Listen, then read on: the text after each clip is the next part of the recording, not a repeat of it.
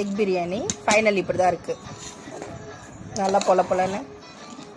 இதுக்கு side dish என்னென்னு பார்த்தீங்கன்னா லெமன் பிக்கல், பூந்தி தயிர், ஆனியன் ரைத்தாவுக்கு பதிலாக.